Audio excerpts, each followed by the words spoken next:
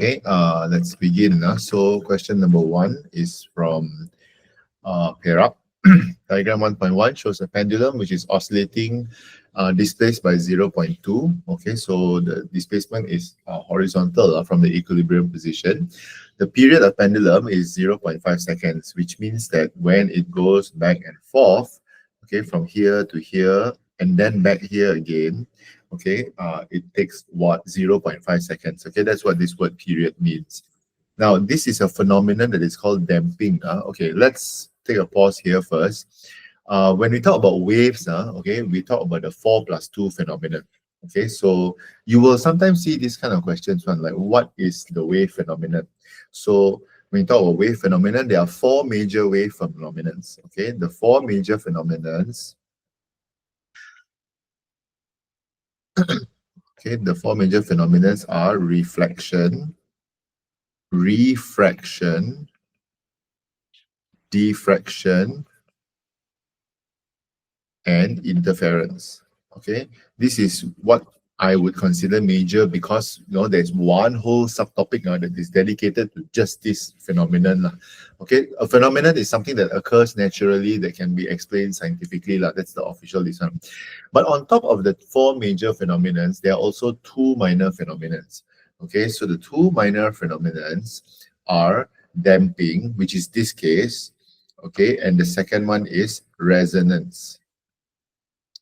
Okay, not to say that it's minor means it's unimportant. It's just, it's minor because, there's very little thing to study about it. Okay, but you just have to know that it is also a phenomenon.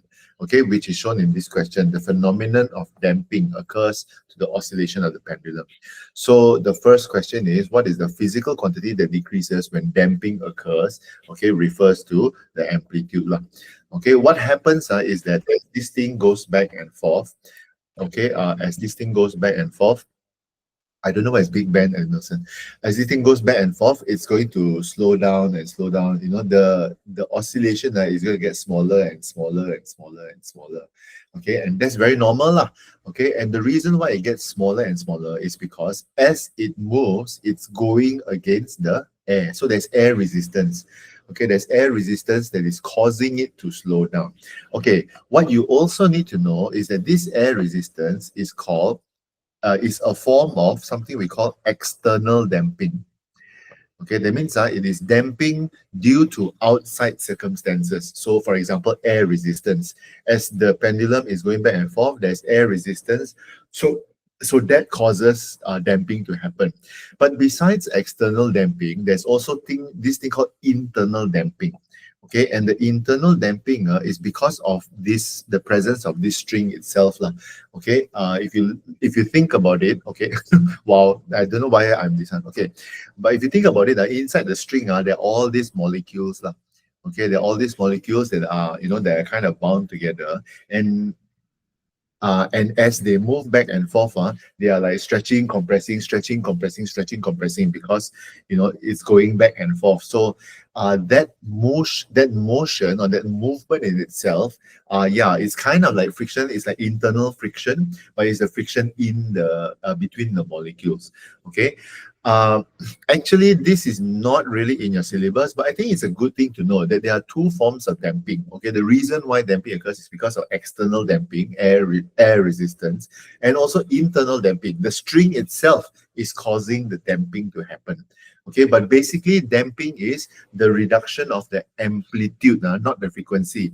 Okay, the reduction of the amplitude of the oscillation. It becomes less and less oscillating, okay, in that sense. So and this is the graph of damping. Notice that, okay, so this is the amplitude. Okay, all this height over here is the amplitude, and you can clearly see that the amplitude is reducing. So this is a graph that shows that the damping has happened. So the question is, the question is, fill the magnitude of the displacement. Take a look at this one. The original displacement is 0.2. So the highest point over here is 0.2 meters. Okay, and then after that, the final question is, how does the pendulum oscillate without damping? Okay, the only way that the pendulum can oscillate without damping in normal circumstances, lah, okay, we have to consider just external damping. So the only way that there is no air resistance is if you oscillate the pendulum inside the vacuum.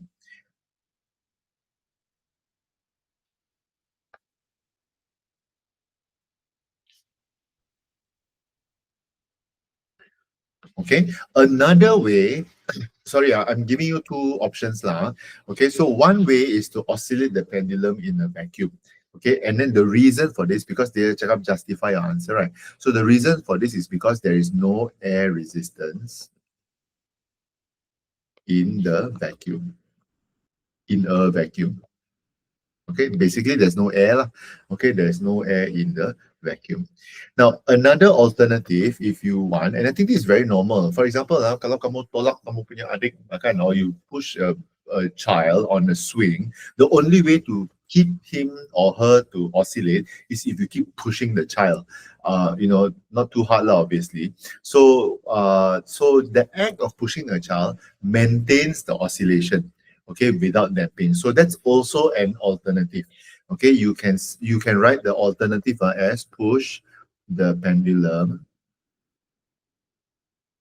periodically. Okay, that means from time to time you push the pendulum.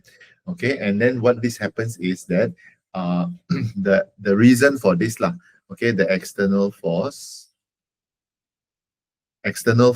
from your pushing, okay, keeps the pendulum. Oh, sorry. No, the external force transfers energy. Okay, transfers energy to the pendulum. Okay. So I think any one of these reasons is any one of these alternatives is okay. I'm just giving you the two, the most obvious ones lah. Okay, one is in a vacuum because there's no air resistance. The second one is you keep pushing lah. Okay, so that you keep transferring energy to the pendulum so that it will keep oscillating. Okay, I know actually this question is a little bit weird lah because they check out without damping, like zero damping lah, which is actually virtually impossible because as I said just now, there is external damping and there's internal damping. It's easy to counter the external damping. The internal damping is the one that is very difficult. Okay, but let's just assume that we're talking about external damping lah. Okay, so that we do don't overthink this. Okay, keep it simple. It's only like 5 marks. Okay, I like this particular topic because actually we kind of cover all the wave phenomena, except that it's very surface level, but at least we cover. Okay, diagram 1 shows 6 pendulums suspended from a simple string. Okay, just so that you know, this is called Barton's pendulum. The whole system. Okay, this whole thing is called Barton's pendulum. Okay, and when you talk about Barton's pendulum, you're talking about this one wave phenomena which is called resonance. Okay, so resonance is forcing something to oscillate at its own natural frequency. Okay, I repeat, resonance is you force something to oscillate at its own natural frequency. Okay, I don't want to go into too much detail about what natural frequency is, but in the case of the pendulum, okay, let's just assume that every length of string represents its own natural frequency. Okay, so when you oscillate this x back and forth, if you take a look, if you notice, you're actually on the same level as the length of the string, okay, is about the same level as m. So what is going to happen is that, sure, J, K, L, and N, okay, all J, K, L, and M are also going to oscillate, but it is M, okay, it is M that is going to oscillate with a maximum amplitude. Okay, this is the key word. When you talk about resonance, okay, you force something to oscillate with a maximum amplitude. Okay, everything else, J, K, L, and N, okay, are going to oscillate, but not as much as M. And the reason why it is oscillating with the maximum amplitude is because it has the same natural frequency. Okay, it has the same natural frequency as X. The natural frequency is represented by that length of the string. Okay, it's a very long explanation, which I don't want to complicate matters. Just remember, the length of the string represents the natural frequency, and since x and m have the same length of string, means that x and m have the same natural frequency, so m is going to oscillate with maximum amplitude. So number one, the phenomenon that occurs is called resonance. Number two, which pendulum, now see, will oscillate with maximum amplitude is pendulum M. Okay, and the reason for this is because you can say it has the same natural frequency, or you can say it has the same length of string. Either one is fine. Okay, same uh same frequency, okay, as x makan, yeah, same frequency as x, or you can also say same length of string. Okay, as x.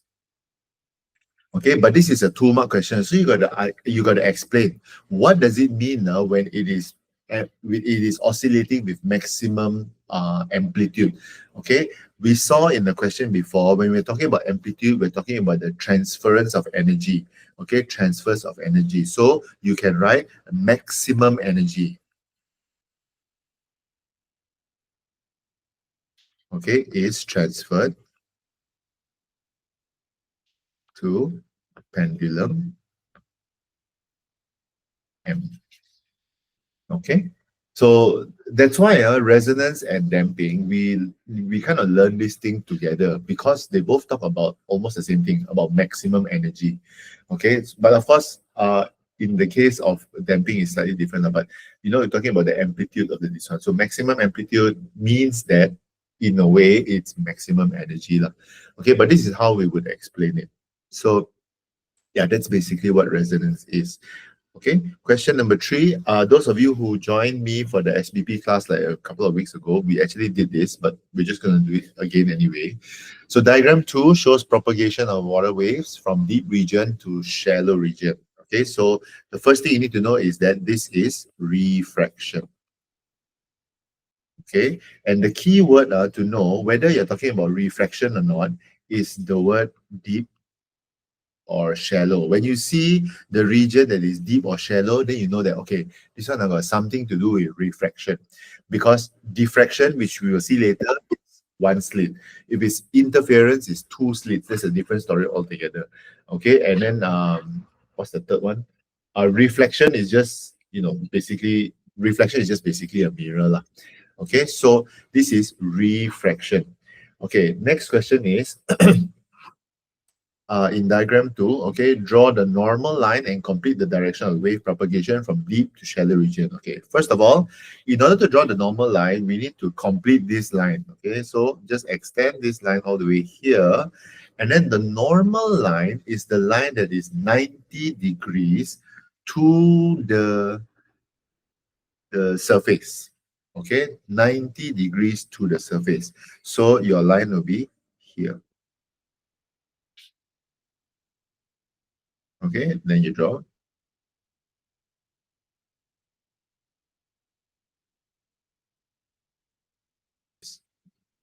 Okay, now question is asking draw the direction and the wavefront. Okay, this one, the wavefront is here, and then the direction. This is pretty normal. Okay, so what you need to remember is this. As the wave travels from deep to shallow, okay, it is what is happening. It is going from less dense, okay, to a more dense region. Okay, and because it is going from less dense to more dense, okay, there are 2 things that's going to happen. Number 1, the wave length decreases. Okay, because shallow water. Just like if you're standing by the beach, right? Okay, the shallow water is very, very near on the waves. Whereas if you go into the deeper region, the waves are further apart. Okay, because it's deeper region and because it's less dense lah. Okay, so firstly, the wavelength decreases. Secondly, the speed also decreases. the speed of the wave, which is good because that's why people like to sit next to the seashore because the waves come and it's very calming and it's very slow. Imagine if you sit at the seashore, okay, and then the wave come to you very fast, okay, it's not a very nice memory lah, okay, to have with a certain special someone or whoever lah. Okay, but basically that's it. When you go from a deep to a shallow region, you're actually traveling from a less dense to a more dense region, okay, which causes the wavelength to decrease, causes the speed to decrease, and on top of that, the wave fronts move nearer to normal. Okay, and this is our starting point. The wave front move nearer to normal means that this particular wave over here is going to come nearer to the normal. Okay, it's not going to go straight like that. Okay, definitely cannot. Ini salah. Okay, you cannot continue traveling straight because you're traveling in a different region. Okay, so there are only two ways it can go. It either goes nearer to the normal or it goes further away from the normal. But you need to remember this. As it goes from deep to shallow, it's going to move nearer to the normal. So the first thing you draw is you draw a line that is sort of near to the normal, and then just draw an arrow, okay, to show where it's going. Okay, so that's the direction of propagation. The direction of propagation is nearer to the normal.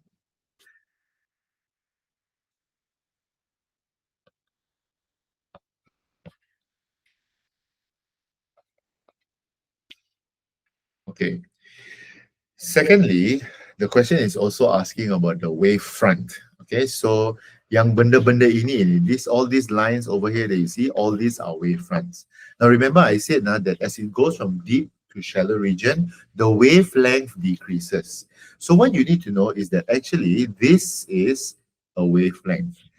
And if it goes into a shallow region, the wavelength decreases means dia menjadi semakin dekat. That's all you want to draw. Okay, so draw a 90-degree line to the direction of propagation, okay, but draw the wavelengths shorter than one another. Okay, so you can just sambung basically like that. Okay, as long as they are 90 degrees to the direction of propagation line, and you show that the wavelengths are smaller than the original wavelength. Deep region, the waves are far apart, so the wavelength is bigger. Shallow region, by the seashore, the wavelengths are nearer to one another, so, closer. Okay, very easy to remember, especially if you like going to the beach lah. Okay, yeah, something like that.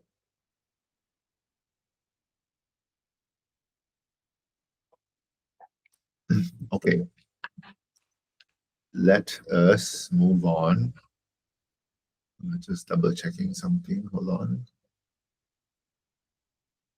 Okay. So, sorry. Okay, so we're done with this. What happens to the frequency? Okay, as you can see, I've said everything. Wavelength decreases, speed decrease. A very key important thing about refraction is that the frequency always remains unchanged. It's like literally one of the fewest things that doesn't change. Okay, wavelength changes, the speed changes, only the frequency remains. Okay, so just bear that in mind. I think we have another question that has to do with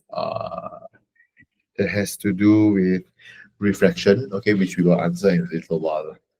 Okay, number 4. Sorry, the fourth question from Kedah.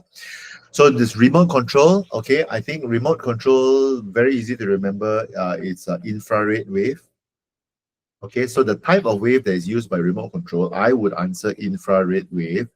Okay, the marking scheme allows you to answer electromagnetic waves, but I think that it's a very disingenuous kind of answer like there's so many kinds of electromagnetic waves. Okay, so I think easy to remember. The next time you turn on your TV using a remote, just remind yourself, okay, this is infrared wave. Okay, the next time you turn on you unlock your dad or your mom's car, okay, using the TT, that one, that's also infrared. Anything that is controlled remotely with a short distance, okay, usually uses infrared waves. Okay, that's why sometimes like remote control, the button in front is like red color or something. Yeah, because Infrared. Wow. Okay, complete the following sentence with the correct answer. Electromagnetic waves are usually is transverse. Okay, an alternative can also be progressive. Okay, but I would prefer transverse lah. Okay, because there are two types of waves. Okay, there are transverse waves. Okay, and they are also longitudinal. If it really helps to remember, just remember in your syllabus that longitudinal, there's only one kind of wave that's longitudinal, which is sound waves. Everything else is transverse. Water waves, light waves, um, electromagnetic waves, all these are transverse waves. Okay, transverse wave travel like this, whereas longitudinal is like compression and then rarefaction, and then compression and then rarefaction. I think we have one question that talks about longitudinal in a while. Okay. Okay. First of all, make sure that everything is in meters. Okay, because the wave speed is given as meters per second. Okay, but essentially we come back to the velocity formula, lah, which is v equals to the distance over the time. If you're given the velocity, which is 3 times 10 to the power of 2, okay, and then the distance is 150 cm, which is 1.5 over t. Okay, flip the t around, you get t equals to 0.005 seconds. Okay, yeah, sorry, it's not reflecting bloody. Sorry, my bad. I will talk about this formula in a while. Okay, but anyway, for this question, the wavelength is 1 cm. I think it's an easy question. It's just that remember to change the centimeter to meters. Okay, but at the same time, the wavelength here, it's pretty pointless lah. Like, why do you want the wavelength for? Okay, yeah, not necessary, because you just want to find the time taken. Okay, so it's 0.005 seconds. Okay, question number 5. Diagram 2 shows an experiment conducted using a spring system, which is suspended object to study a phenomenon. So it's observed that when the object is released, okay, the amplitude of the oscillation gradually decreases. Okay, we've just spoken about this. Kalau the amplitude decrease, okay, means what is happening is damping. Okay, so name the phenomenon that occurs. The phenomenon is damping. Okay, what happens to the energy? Remember that damping causes the amplitude to decrease and also causes the energy, because amplitude is kind of a representation of the energy. Okay, so the energy also decreases. Okay, so again, what needs to be done to the system in diagram 2 to ensure the spring keeps oscillating? Okay, obviously, number one, you cannot do this in a vacuum, because what is actually damping the load is not the air, but it's the water. Okay, so most likely you need to use the second suggestion, which is to keep pushing the spring, or keep pushing the load. Okay, so the word that we used just now was to apply an external force. Okay, apply an external force. Let's call this a system now, okay, on the spring system.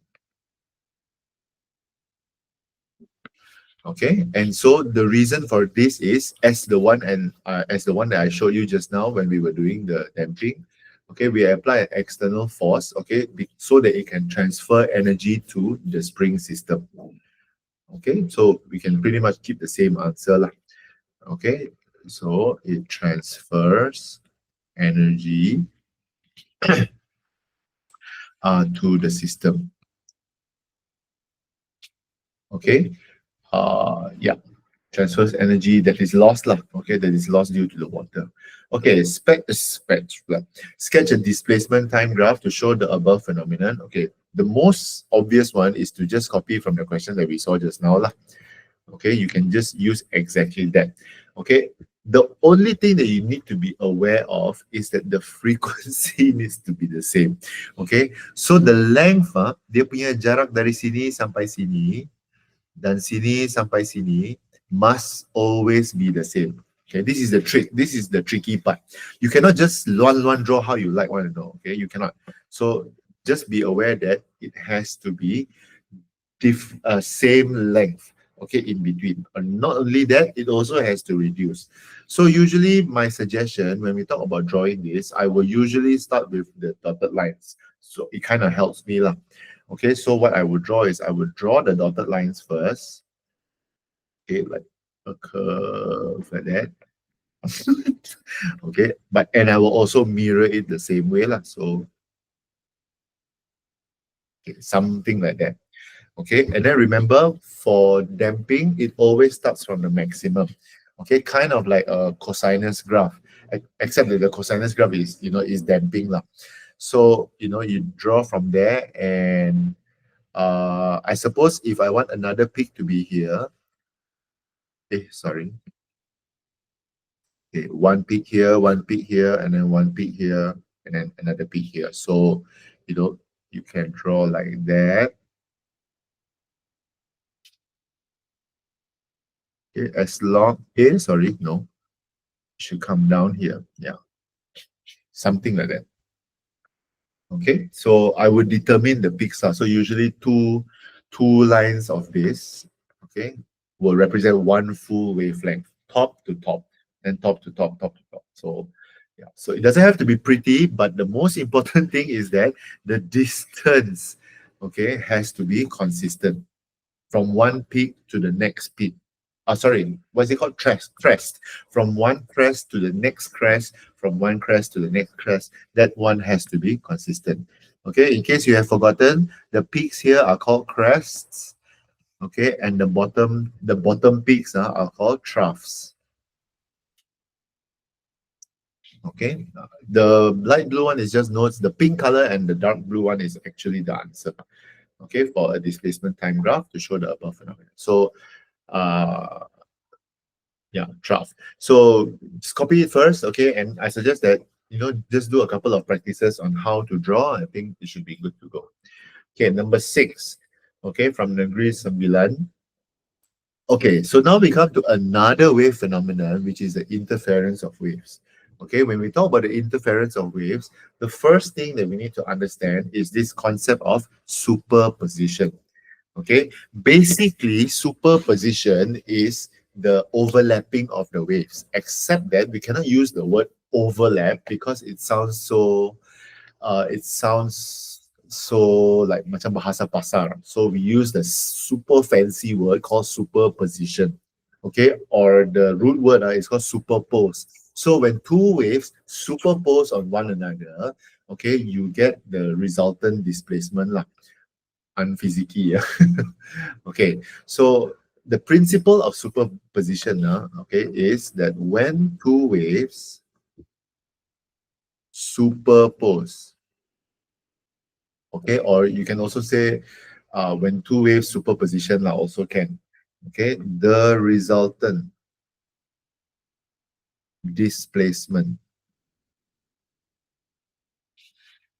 is the sum of the individual displacements of each wave.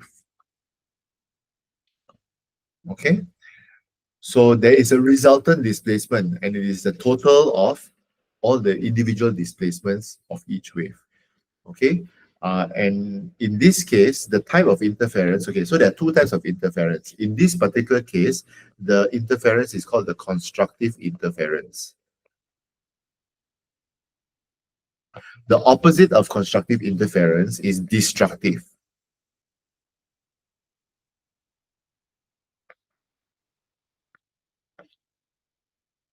Okay, this is the opposite of constructive interference. So let me explain what I mean by constructive interference. So in this case, you have these two waves that are superposing on one another. Okay, now individually, every wave has an amplitude of this much. Okay, this is the middle point, astaga. This is the midpoint. So this is the amplitude. Okay, so superposition says that when this wave and this wave, they overlap one another or they superpose, what's going to happen is you're going to have the total of the two displacements together.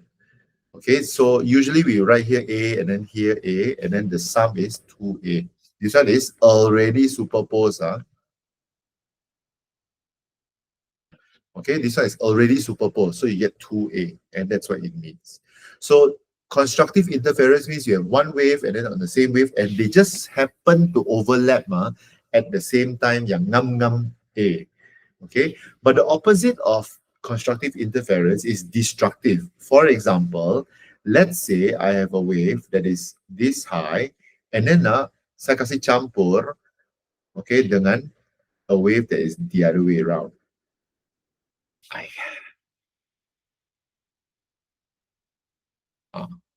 Okay, so what happens over here is that this is positive and this is negative. And so the positive and negative not really cancel each other out. It's just that their resultant displacement becomes zero. Sebab the atas is positive A, the bawah is negative A. A plus negative A, so your result will be T, like that lah. Okay, it will be just a flat one, showing that it is destructive interference. Okay, so that's constructive interference and also destructive interference. Okay, so explain how this phenomenon occurs. Okay, so constructive interference, the key word is that the two waves are in the same phase. This is the most important thing. Okay, both waves are, the word is coherent lah, okay, coherent. Or you can also say in the same phase. Okay, same phase means bila satu wave naik, the second wave also naik. Means they're moving together. Sorry. Yeah, like that lah. Okay, kind of like this one. So that also says that they're coherent. So they're not just in the same phase, but they're also same speed, same frequency, same everything lah. Okay, but two separate waves that are in the same phase. Okay, so constructive interference happens when both waves are coherent, and then the crest and crest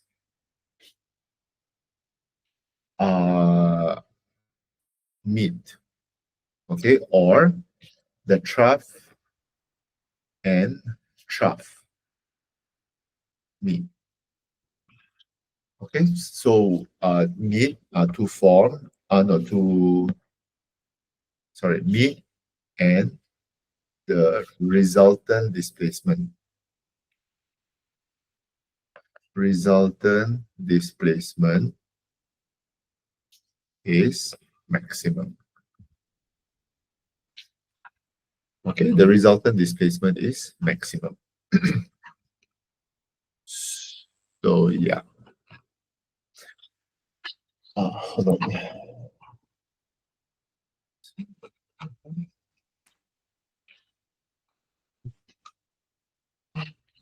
Okay. Okay, the resultant displacement is maximum. Sorry.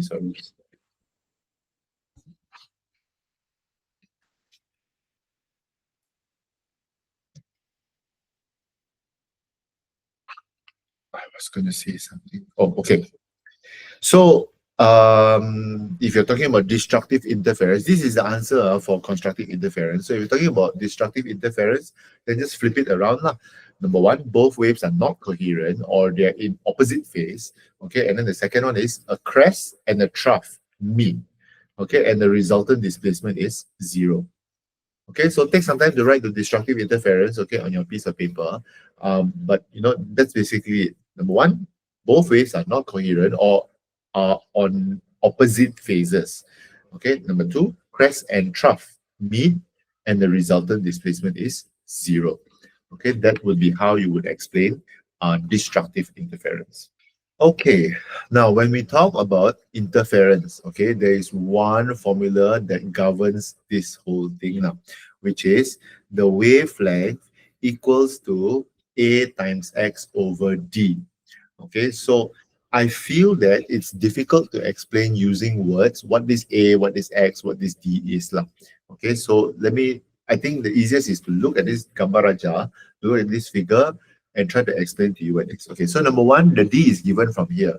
The D is the distance from when the interference begins to happen to the screen. Okay, there is a screen over here. This is the D. Okay.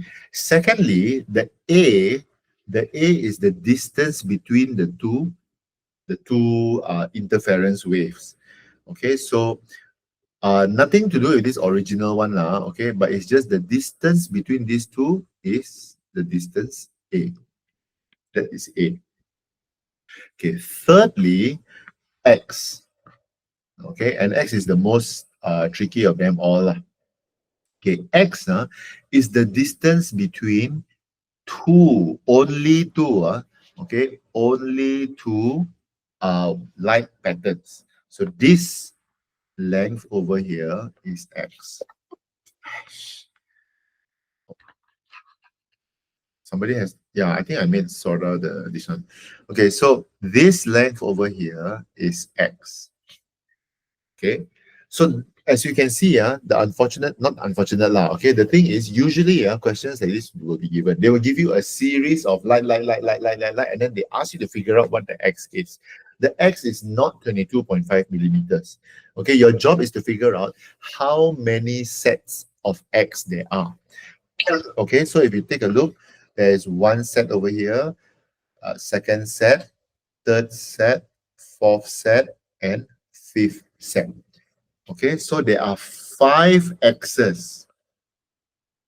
So if 5 x's equals to 22.5, okay, you will get x equals to 4.5 millimeters. Okay, which is the answer to the first question. 5x equals to 22.5 millimeters. Okay, and then x will be just divide by 5, you get 4.5 millimeters. Okay, which you ultimately have to change to meters like later lah. Okay, but let's consider this in a little while.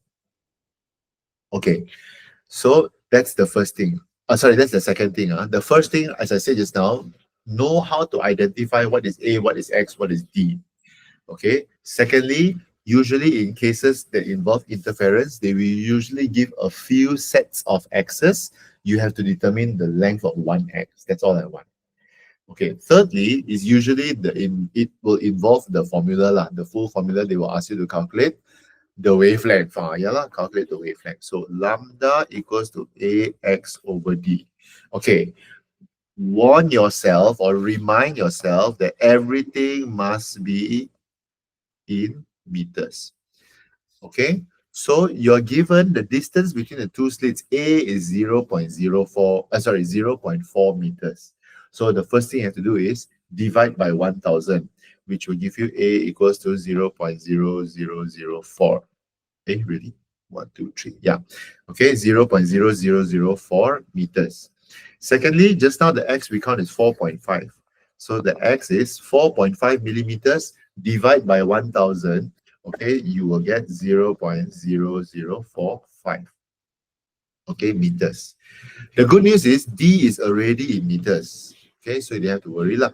D is 3.2. Okay, then only you substitute everything in. So A is 0.0004 times X 0.0045 over 3.2.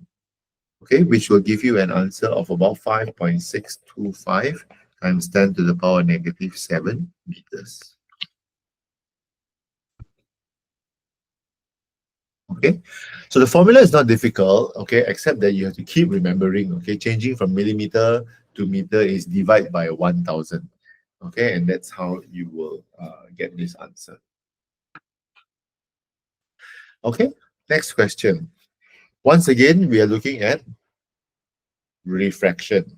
Okay, so there's a deep region and then there's a shallow region. I hope that if you take a look at the question number, don't know what number 3 just now from SBP, okay, I hope that you can see that, okay, deep region, shallow region, one look and you can see lah.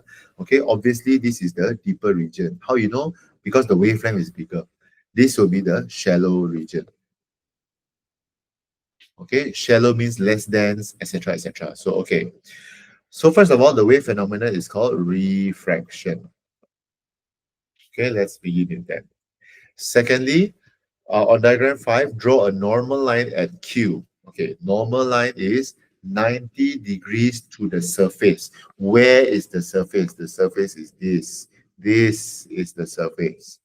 Okay, so draw a line that is 90 degrees. So use your ruler lah, okay, or if you want, you can bring a protractor. So make sure it is 90 degrees to this surface. Okay, and then not only that, after you draw the normal line, draw the direction of wave propagation. Okay, so as long as you can draw a line, why is it so like blur? Okay, remember that it must be, the line must be 90 degrees to the wavefront. Actually, these wavefronts help you to answer. Okay, so just sambung dari sini tapi pastikan dia 90 darjah. Okay, and draw the direction like that. Okay, two questions already on refraction. So, and both questions also talk about drawing, talk about the normal line. So try to remember this. Okay, question C. Observe region A, region B. Compare the wavelength. As you can see, wavelength with A is bigger than wavelength in B. A is bigger than B. The depth of the water, remember, big wavelength means it is deep. Small wavelength means it is shallow. So in terms of the depth, okay, A is also bigger than B.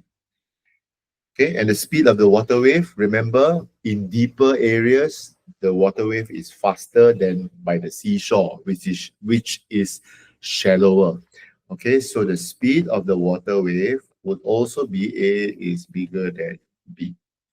Okay, and as you can see, since all three are the same direction, I think this is a very easy relationship question lah. Okay, the depth of the water and the wavelength, the bigger the depth of the water, the bigger the wavelength. The wavelength and the speed of the water waves, the bigger the wavelength, the bigger the speed. Okay, it can work both ways. Okay, the speed and the wavelength, it really doesn't matter. It can work. Yeah, it can actually work both ways. Okay, reminding you once again, for refraction, the thing that does not change is frequency. Okay, but everything else changes. The wavelength changes, the speed changes, only the frequency, okay, doesn't change. Okay, so the wavelength and the wave speed are 2 centimeters and 12 centimeters respectively. Calculate the wave speed in region B. Okay, first things first. Remember that the basic wave formula is this one, okay, the one that I'm lasering now. V equals to F lambda. V is the wave speed, okay, F is the frequency, okay, and lambda is the wavelength. Okay, yeah, this is how lazy I am. So speed equals to frequency times wavelength. Now, if you remember, I was saying just now, in refraction, the frequency doesn't change, which means that in the deep region, okay, the frequency in the deep region equals to the frequency in the shallow region. Therefore, the wave speed in the deep region over the wavelength in the deep region equals to the wave speed in the shallow region over the wavelength in the shallow region. Okay, now let's see what is given. Your given wavelength is 2 and the wave speed is 12. Okay, so just replace it in. The wave speed is 12 over 2 equals to, what we want is to calculate the wave speed. Okay, so the wave speed in the shallow region over 0.5. Okay, so V over lambda equals to V over lambda. Okay, and you will get the wave speed at 3 centimeters per second. Now, the reason why I can use centimeters per second is because, number one, the question is not asking me to change it to SI unit. Number two, it's pretty consistent, cm, cm, cm. So it's okay not to use meter in this particular situation, lah. Okay, because the question is not asking for SI unit. So I don't think it's a big issue. Okay, what should be an issue is whether or not you know how to use this formula. Okay, so please, if you don't know, this is the time we do revision. Okay, question number 8. Kelantan. Okay, we are actually slowly coming towards the end, which is good. Okay, so that we don't spend too long. Okay, diagram 5.1 shows a side view of the ripple tank. Okay, once again, you can see deep region, shallow region. So the wave phenomena involved is refraction. Okay, this seems to be a very popular subtopic for this year. Fingers crossed. Okay, so once again, compare region P and Q in terms of the depth. You can see from the Gambaraja itself that the depth of water, okay, P is bigger than Q. P is deeper lah, okay, than Q. From the wavelength, you can also see, now see this is what I said. In the deeper region, the wavelength is longer. In the shallow region, the wavelength is shorter. Okay, which is why people like to go to the beach because the wavelength is smaller in at the shallow places. Okay, P is more than Q. Okay, and because the wavelength is of P is bigger than Q, the wave speed also follows suit. Okay, so the speed of the water wave is P is bigger than Q. Okay, and once again, we have another comparison where all three are the same direction. So I think this is a very easy relationship question. The bigger the depth, the bigger the wavelength. Okay, secondly, the bigger the wavelength, the bigger the speed of the water wave. Okay, I think it's pretty much the same question as just now. Lah. Okay, so state the physical quantity that is kept constant. Kept constant means unchanged. Okay, and the unchanged one is the frequency. Okay, nothing really much to this. Lah. Okay, once again, we have this question. Okay, shallow wavelength. So I'm going to put wavelength of the shallow is 1.5. The wave speed of the shallow is 6. Okay, the speed in the deeper region, so BD equals to 9. Calculate the wavelength at the deep. So wavelength at deep. Okay, remember the ratio is wave speed over wavelength. Okay, if you take a look at the question, is speed V over lambda. Okay, so don't mix it up. Not that it matters, but yeah, don't mix it up lah. Okay, so 6 over 1.5 equals to 9 over lambda D, the deeper region that you want to count. Okay, just calculate this and you will get the wavelength at the deep water region is about 2.25 cm. Okay, and once again, we can use cm because it's consistent. Everything is in cm. Okay, and the question is not asking for SI unit. Okay, so we see two states coming up with the exact same type of question. I think this is a good starting point lah. Okay, I'm not saying that this is the question that's going to come out. Okay, I will never say that. But I'm saying that if you think that there's too much to study, you just want to focus on certain things, okay, especially for those of you who, you know, your aim is, kalau boleh saya pass saja lah ni, okay, of course we want to get A, but sometimes you have to be real. Okay, so if you're just aiming to, okay, give yourself the best shot, okay, just aim for these few topics. Okay, so but in this case, can't it, yeah, actually it can. Okay, it's just that I wanted to be consistent with the formula. Okay, diagram 5.1 and 5.2 show the wall. Okay, so this is a different story. You don't see a deep or shallow region. What you see is that they're berbalik. Kalau they're berbalik, the wave phenomenon involved here is reflection. Okay, right. First of all, transverse wave. I think it's one of the few questions where the transverse wave definition is asked. So the transverse wave is a wave where the particles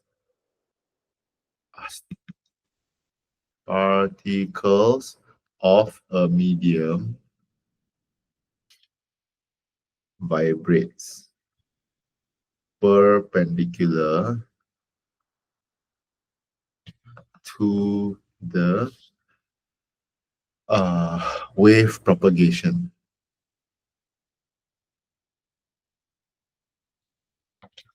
Okay, the only one that changes, okay, kalau transverse wave, this is the definition lah. Okay, particles of a medium vibrates perpendicular to the wave propagation. If the question is asking for a longitudinal wave, sorry, let me change the color for this. Okay, if the question is asking for longitudinal, longitudinal wave. Okay, if the question is asking for longitudinal wave, then you replace the word perpendicular with parallel. Otherwise, it's the same few words for the definition. The particles of a medium vibrates perpendicular to the wave propagation. Kalau dia tanya what is the meaning of a longitudinal wave, the particles of a medium vibrates parallel to the wave propagation. Okay, wave jalan sini, kalau transverse wave, the wave jalan sini tapi the vibration is up down.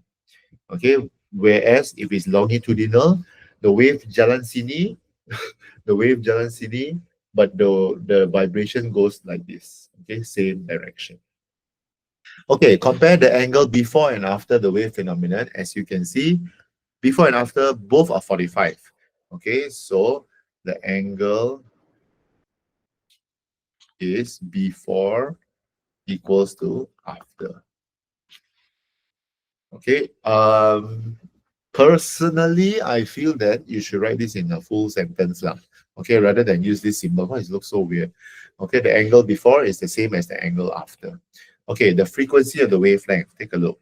This is a number. It's a numerical comparison. I really don't think you should get this wrong. Okay, so the frequency 5.1 is bigger than 5.2. Okay, in terms of the wavelength, take a look at the wavelength and the wavelength. I'm sure you can see, okay, the wavelength 5.1 is less than 5.2. Okay, 5.1 is shorter, is smaller wavelength than 5.2. Okay, so our first question where the directions are different.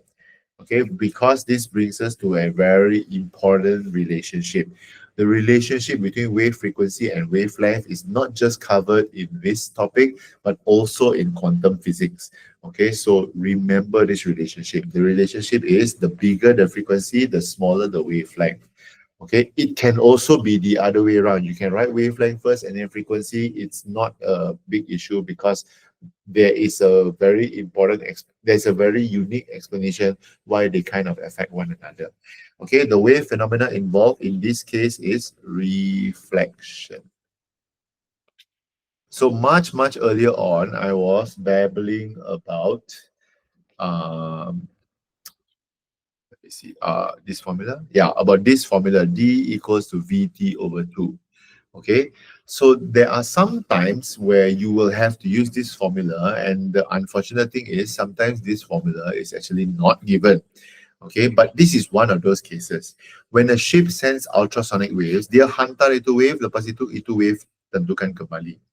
Okay, so just as a side note, the question doesn't ask lah, okay, but in case the question does in your SPM, okay, so if the question asks, okay, for the depth of the seabed. Okay, dia mau tahu berapa jauh itu seabed. Okay, use D equals to VT over 2. Okay, V is the speed, the wave speed, and then T is the time taken, okay, for the entire journey. Okay, pergi dan kembali, berapa dia punya masa. Okay, usually it will be given lah. Okay, number one, give one reason. In this question, we're not going to be asking this, but I'm just saying that you should know. Okay, things like seabed, usually they will ask this formula. Okay, give one reason why ultrasonic waves are used. Okay, usually our answer is it has high energy lah. Okay, it has high energy. It can travel far. Okay, can travel far in water. Okay, so it doesn't damp very easily because it is number one, it is a longitudinal wave. Okay, number two, it is usually at a high frequency, therefore it has high energy. Okay, so any one of these reasons, I think is fine. Okay, calculate the ultrasonic wavelength. Okay, you're calculating the wavelength, which is lambda. Okay, you're given the frequency f. Okay, and you're given the speed of the sound v. So this is the original wave formula, which is V equals to F lambda. Okay, so 1,500 equals to F is 6 times 10 to the power of 5. And you can find lambda. You will get lambda equals to 2.5 times 10 to the power of -3 meters. Okay, And you know it's meter because our wave speed is in meters per second. Okay, so it's meters. So this is this is an easy question lah. Okay, it doesn't involve this like super complicated formula. Okay, but suffice enough that you should know the formula lah. Okay, we're slowly coming to the end. I think there's only like three more questions. So we're not going to go for a break. We're just going to run straight through. Lah. Okay, then we can call it a night.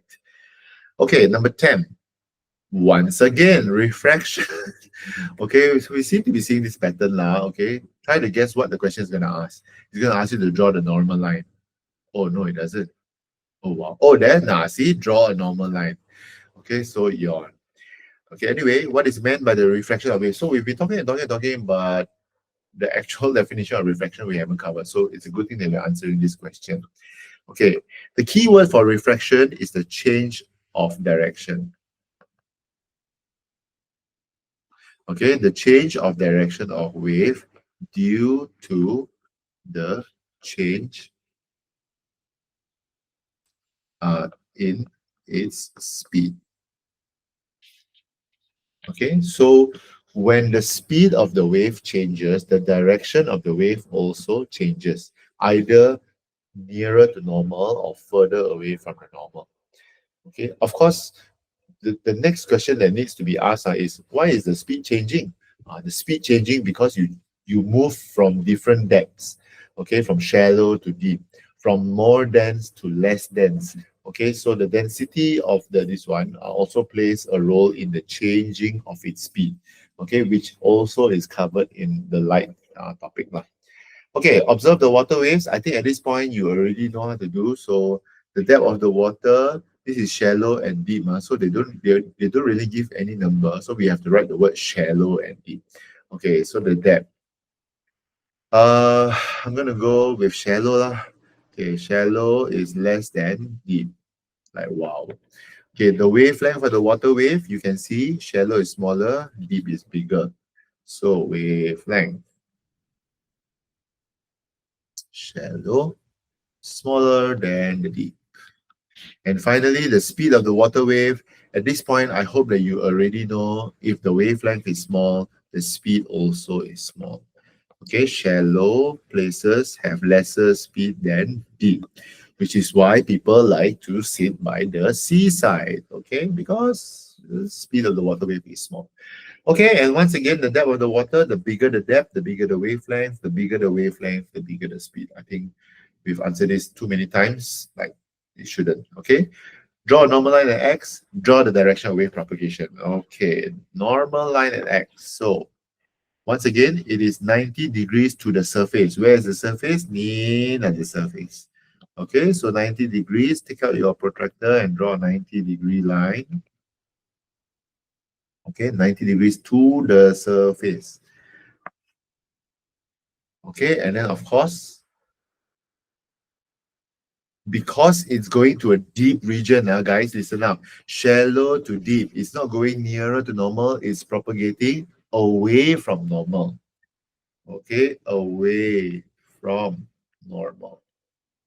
Okay, but even if you don't know whether it's away or not, just remember that all the propagation must be 90 degrees to the wave front. So if your wave front is like that, you just kasih 90 degrees there lah. Begini, like that. Okay, just make sure that it follows the 90-degree pattern.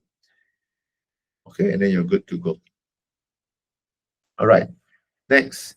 Given the speed of the water waves in the shallow region, well, here we are again.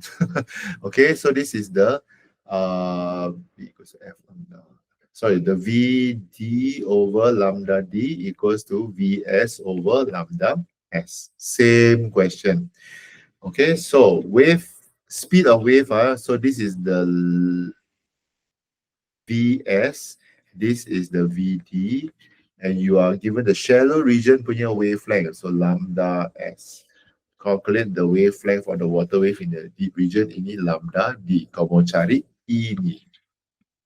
Okay, you want to find this. So I think this is a non-issue. 14 over lambda d equals to 10 over 5. Okay, and yes, Emerson, you can still flip it around if you want to find the lambda d.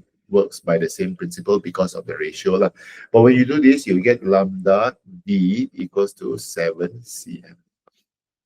Okay, this is like the don't know how many of time we are answering this question lah. So yeah. Okay, let's move on. My tea is slowly finishing. Okay, Pahang set 2. I think these are the last two questions. So diagram 10.1 shows two musicians playing a drum. Okay, finally we are at a question which is slightly different. Okay, balik refraction kan bosan. So Sophia, who was in the front of the building, could hear the drum more clearly than the sound of the trumpet. Okay, which is pretty interesting. So first of all, the wave phenomenon that is evolved, and this is probably the only, oh no, maybe the next question also, but this is like the few times that we have not seen a different. This one we've covered all the phenomenons. We've done interference, we've done refraction, like banyak kali sudah. We've done reflection. Now this is the final one. Okay, the final one is called diffraction. Okay, this is the wave phenomenon. Now, how do you know whether this is a story that involves diffraction? Okay, number one, if there is an obstacle, okay, if there's something that is blocking the wave, but the wave can still pass through, it's called diffraction. Okay, that's a clue lah. So remember, reflection is pergi dan kembali. That's reflection. Okay, pantulan. Refraction is if you have different depths or different densities. That's refraction. Interference is usually you must have two slits. Okay, two slits, and then you have two waves that superpose. This one is interference. It's either two slits or two speakers. Okay, speakers begini, and then the second speaker also begini, so the interference happens over here. So when there's two sources of the wave, usually there's interference. So diffraction is when there is a blockage, when there is an obstacle, something that, Sophia tidak nampak pula ini musician, tapi dia dengar itu suara. Okay, that's because of diffraction.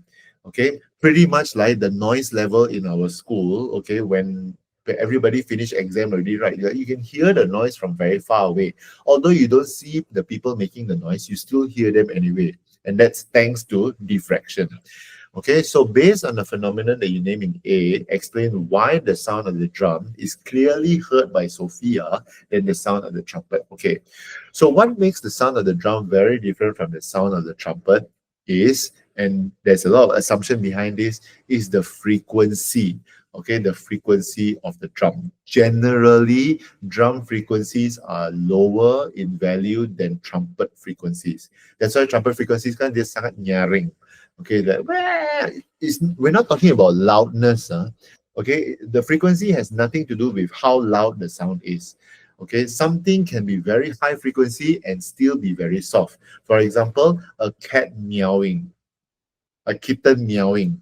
Okay, a kitten meowing has a very high frequency voice, but it's very soft, like that. Okay, so don't confuse frequency with noise level, with loudness. Okay, that the loudness actually has to do with amplitude and not frequency. Frequency is how high the tone is, how low the tone is. So usually, guys, our voice, usually lah, okay, usually our voices are lower frequency, whereas like ladies, your voices are higher frequency. Sir meowing was not what I expected today. Was that really a meow? Okay, anyway, girls, usually your voices are at high frequency, which makes you the better screamer, okay, because you can hit that high note. And that's how basically we're built. So the sound of the drum generally is a lower frequency than the sound of a trumpet. If you've ever heard the trumpets being played before, one of my favorite instruments is trumpet lah. Okay, actually, no, that's not true. One of my favorite instruments is called the French horn. But I also like the trumpet because it's just one of the instruments that I find very difficult to play. Okay, although I can play it some. So trumpets usually have a very high frequency because they're sangat nyaring. Okay, but that's basically the governing rule behind this this explanation. Okay, anyway, let's go to the explanation. Number one, okay, the reason why the sound can be heard. Okay, the sound can be heard due to the diffraction. Okay, the sounds can be heard, okay, due to the diffraction. after passing the obstacle. Okay, which is the building, the building that is blocking Sophia, okay, is the obstacle. But because the sound wave can diffract, that's why si Sophia boleh dengar. Okay, secondly, the drums have lower, okay, frequencies than trumpet. Okay, now because it has lower frequency, and the third point is actually the most important point, okay, it's what makes the diffraction better. Okay, because it has lower frequency, okay, therefore drums have higher wavelengths. And the higher wavelength is the one, okay, that is actually the key.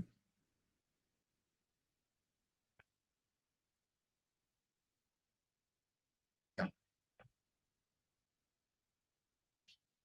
Okay, the higher wavelength is actually the key to a more successful diffraction.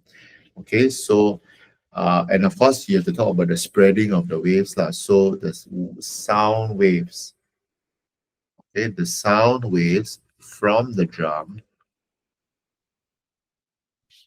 is diffracted more. Okay, or you can say spread out more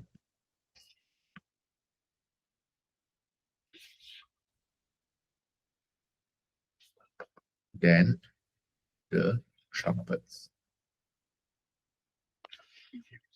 Okay, the sound waves from the drum is diffracted more, spread out more than the trumpets, which is why, like for example, like if there's a lion dance, okay, the people will usually hear the drum sound first before the what is this thing called? The cymbals, the chang, chang, chang, chang, chang, chang, chang. Okay, usually the drum sound is always heard first, especially at night.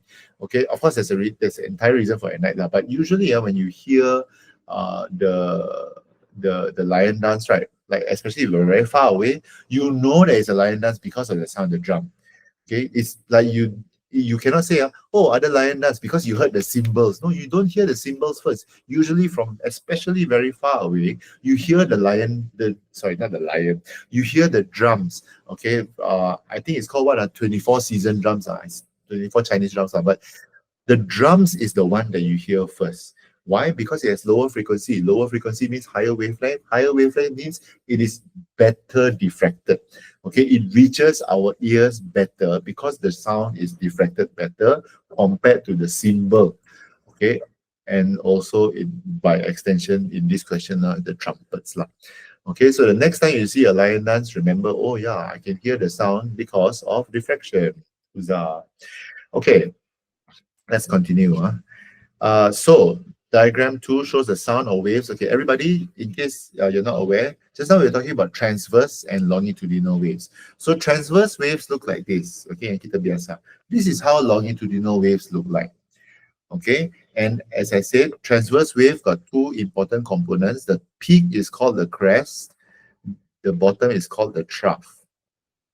Okay, but in longitudinal waves, as in this case, okay, there are two, if you can see, there are two main sections. There is this section where dia sangat kena mampat.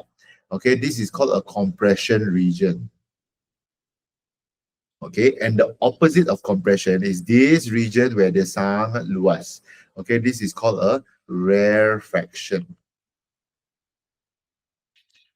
Okay, so there's a compression region, there's a rarefaction region, which is pretty much like the same like the crest and trough, okay, but it's just that because it's longitudinal, okay, so it's called compression and rarefaction. So let's analyze this first. Before anything, okay, kalau if, like for example, in the case of transverse wave, a wavelength is from crest to crest. This is a wavelength. Okay, or from a trough to another trough. This is also a wavelength.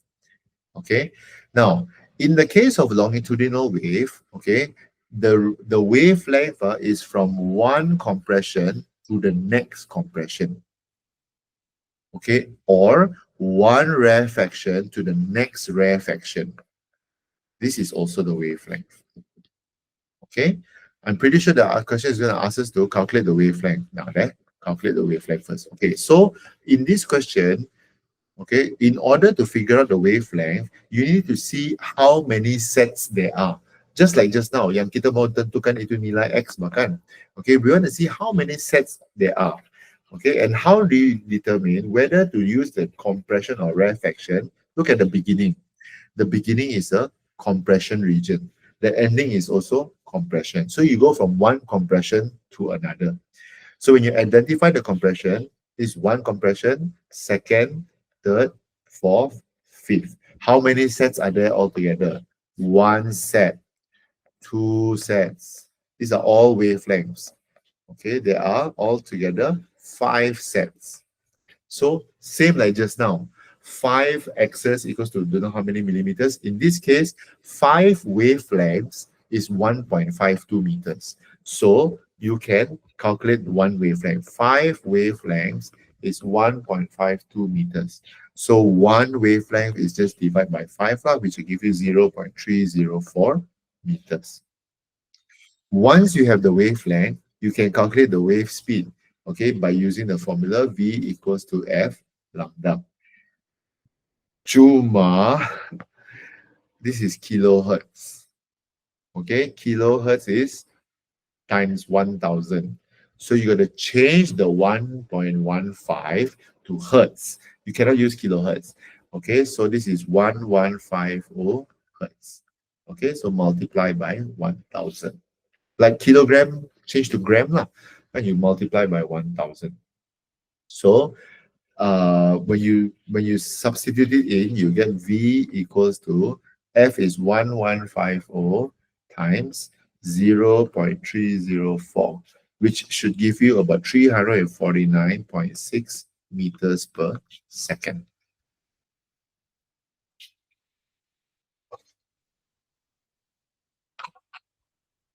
Okay, right. Diagram 10.3 shows a flood warning siren installed in a residential area. However, residents could not hear the sound of sirens at a distance. So take a look at the opening. Okay, if you've ever looked at our outside of the hall, actually, you know what? In the morning, when there is the that one, and then like good morning to all students, and then this is a discipline announcement. They use that kind of like speakers, the hailer, the huge, we call them horn speakers, lah. Okay. So horn speakers, the one thing good about horn speakers is that the opening is very big. The opening size is very big, so it's able to produce a very large sound that can travel over a much bigger distance. So in terms of the opening size, obviously you want a much bigger opening. Okay, you want a bigger one so that you can, the sounds can spread even more. Okay, the number of sirens, I think is given. If you really want people to hear, have more sirens. More sirens means more sound means louder. Okay, frequency. Remember what we talked about just now. If you want a big wavelength, because for diffraction to happen, you want to have big wavelength. Think of the sound of the drum. The sound of the drum is low frequency.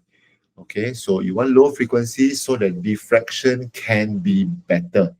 Okay, and I think at this point you know that you want to choose R already lah. So we want the high height. Okay, and I think this is a very sensible question lah. Like who would put the speaker at the bottom lah, right? Put the speaker up lah so that everybody can hear. There's less obstacle. Okay, so the number of sirens is many. Okay, so that you can produce a louder sound.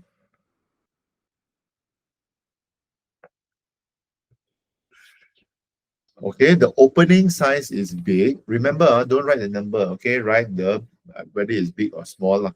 Okay, the opening size is big so that the sound can spread wider. Okay, dia lebih tersebar luas. Okay, the frequency is low.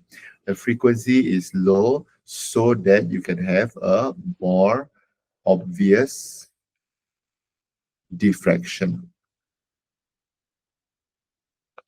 Okay, Remember, frequency is low means your wavelength is high. Wavelength is high, you will get a more obvious diffraction. Okay, the sound of the drums of the lion dance. Okay, finally, you want the position to be high. Usually, anything at high position, especially involving waves, the answer for the reason will be less obstacles. Okay, two, less obstacles that can block the waves lah. This is usually our go-to answer, okay, for something that's very high. Um, yeah, even in radio signals, you put the towers on top of the mountain so that there's less obstacles lah. Like, bukan sembarangan bukit yang like masih block lah kan itu waves. So yeah, anyway, don't forget, this is a section B question. So remember that there are 10 marks. Make the 4 choices, choose R, and then state the 4 reasons why you choose R. Okay, our final question of the night is also from Pahang, and as you can see, this is also another diffraction question. Remember what I said just now, it's either an obstacle or one slit. Okay, only one slit. Just now, when we were doing interference, we saw 2 slits. Mana sudah? Not there. Okay, we saw 2 slits. This is interference.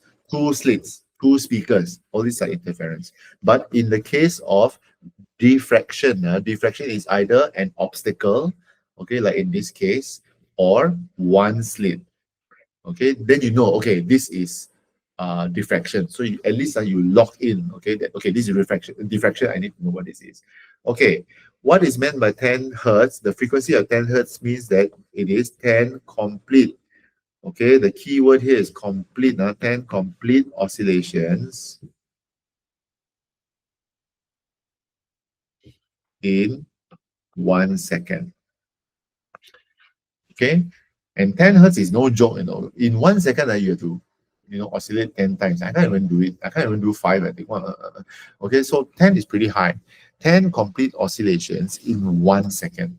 Okay, the waves in diagram 10.1 propagate with a speed of 15 centimeters per second square, per second. Okay, calculate the wavelength. Okay, let's see. Wavelength formula is V equals to F lambda. You are given the wave speed. Okay, you want to find the wavelength. Are we given? Oh, there we are. We're given the frequency. Frequency is 10. So 15 equals to 10 lambda. You get lambda equals to 1.5. Be consistent, everybody. If it is centimeter, the lambda is in centimeters. There's no need for us to change to meters because it's not asking the question. Okay, determine the wavelength after the waves undergo diffraction. Okay, I want to spend a little bit of time with these notes. Remember just now when we were talking about refraction. In refraction, the deep and shallow, what doesn't change is the frequency. Okay, but in diffraction, what does not change is the wavelength.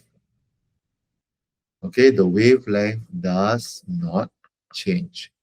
So if the wavelength before diffraction happens is 1.5, after diffraction is also 1.5. So actually there's no calculation for number 2.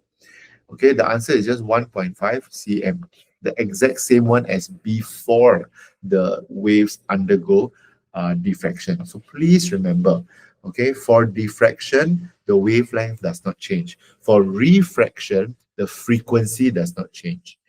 Okay. Thirdly, copy diagram 10.2 and sketch the wave patterns. Okay. So first of all, if you remember from the interference punya question just now, I don't have swipe lah. Okay.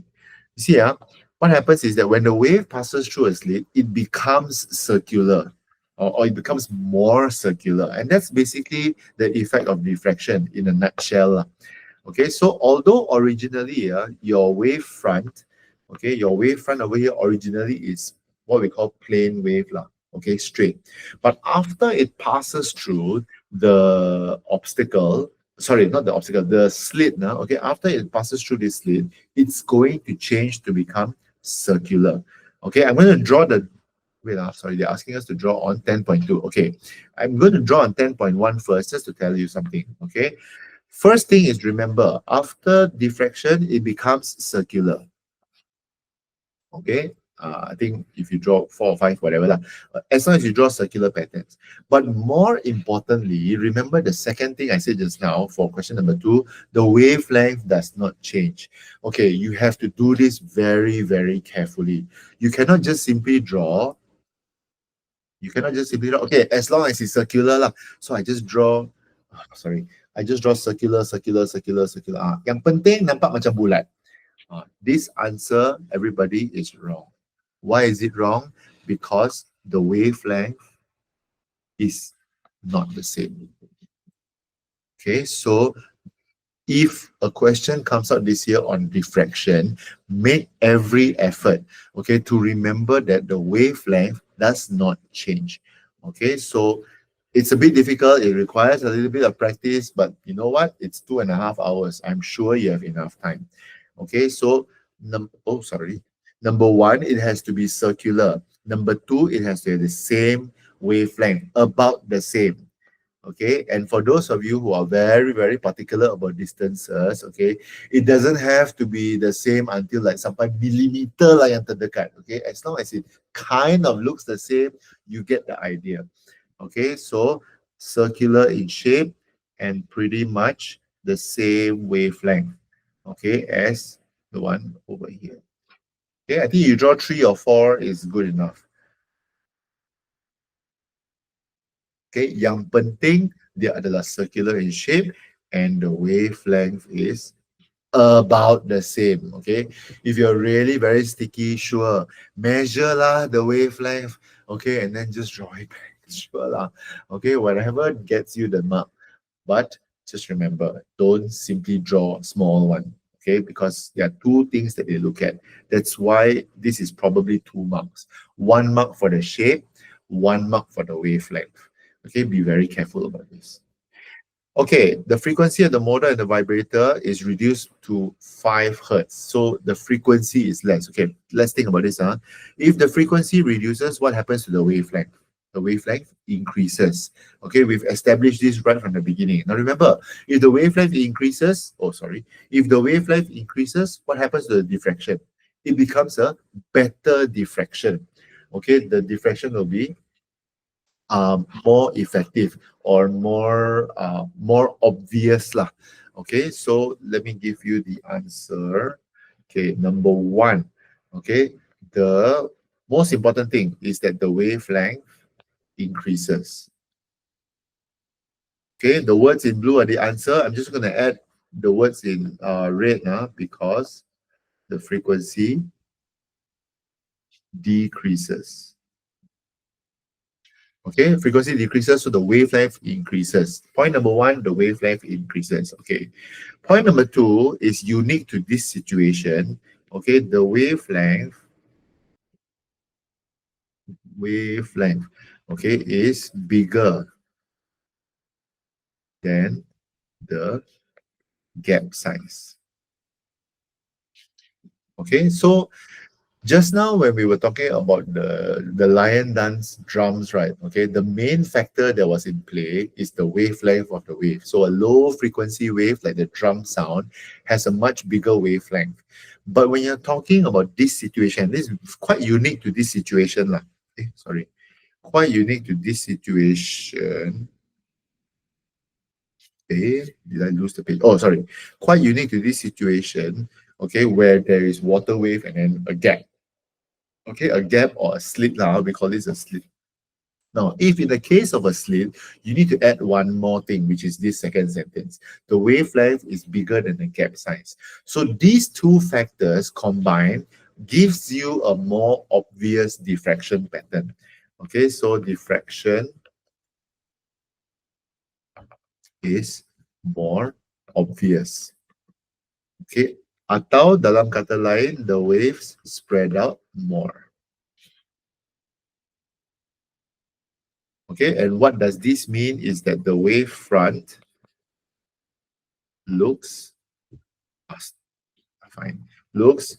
more circular. Okay, so the bigger the wavelength, the wave front looks even more circular. Okay, so this is like less circular, this is like way circular. Okay, but of course the wavelength remains the same now after diffraction. That one doesn't change. Okay, but this question is good because it explains slightly different than what we were talking about just now in the lion dance drums, in the drums question. Okay, in the drums question, you talk about wavelength increase, good enough. But for water wave that has to do with the slit, talk about the wavelength increase, and then also say that the wavelength is bigger than the gap size. These two factors lead to a better diffraction pattern. Okay, question D. Okay, diagram 10.3 shows a signal transmitter. I think pretty much the same as just now. Okay, so there's, as you can see, this is an obstacle. Okay, so obstacle means this thing needs to travel, over or through. Can't travel through, travel over. Okay, the obstacle, so there's diffraction involved here.